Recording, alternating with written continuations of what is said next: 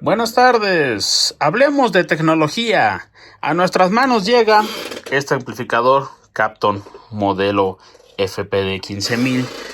El tamaño del transformador es impresionante, cubre una cuarta parte del amplificador. El amplificador es un clase TD parecido, llamémosle un inter entre un FP10000 de Sunway y un FP14000. Para su comparativa, aquí está la tableta de un FP10000. Control de voltaje, 3 de potencia por 1 de control.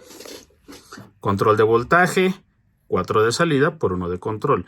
El FP14000 de Sunway soy 7 de salida por 1 de control con 2 de voltaje. O sea que no llegó a ser un FP14000, se quedó en el camino, es un poco más grande que un FP10000. Lo que impacta de este amplificador es el tamaño del transformador. Esto es monstruoso. Es más pesado que un CA18, pero no nos da las capacidades de un CA18, pero sí nos sirve como referencia para saber este tamaño de transformador se necesita para suplir una fuente conmutada, que esta es de un FP14000 de Sunway. Esto hace las veces de eso. Entonces, es impresionante los avances de la tecnología en el que podemos hacer lo mismo sin tener que usar un peso exagerado. Su transformador, su banco de capacitores. El voltaje lo da, los amperes lo da. Entonces aquí es donde entra la pregunta. ¿Por qué tiene que ser ese tamañote? Porque esto tiene que proveernos de los amperes que necesitamos para lo que va a consumir el transformador. Lo que va a consumir el amplificador, perdón. Esto va a consumir el amplificador. Nos lo deben de proveer el banco de capacitores y el transformador. A diferencia de esto. Nuestro banco de capacitores, nuestro transformador. Es abrumador el cambio de tecnología, el cambio de peso.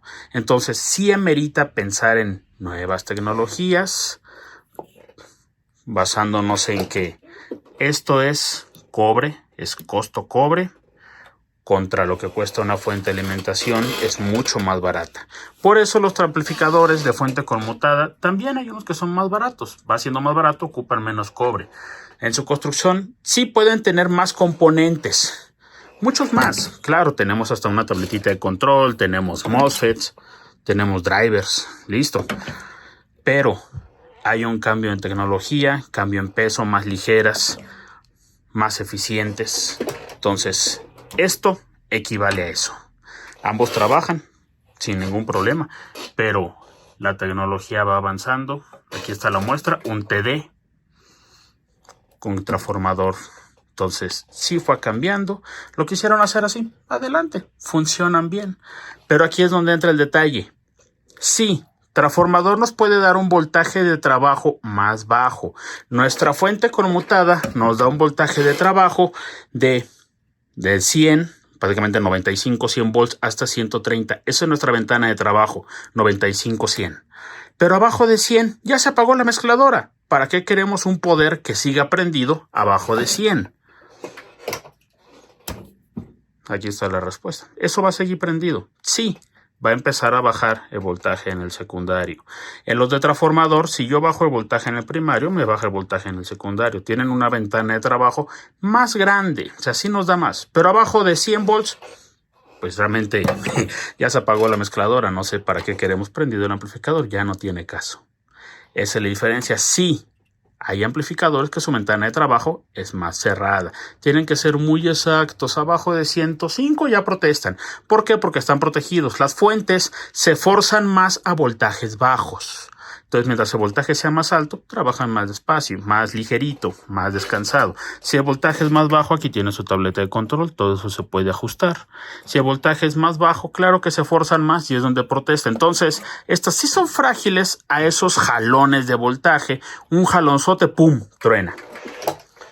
Aquí sí estoy de acuerdo que estas son rudos de trabajo, una planta de soldar prácticamente, de las primeras que era un transformador, pero contra 30 kilos es donde hay que hacer un balance, qué conviene y qué no. Aquí está la clara muestra. Este es el tamaño que se necesita para suplir menos de 2 kilos.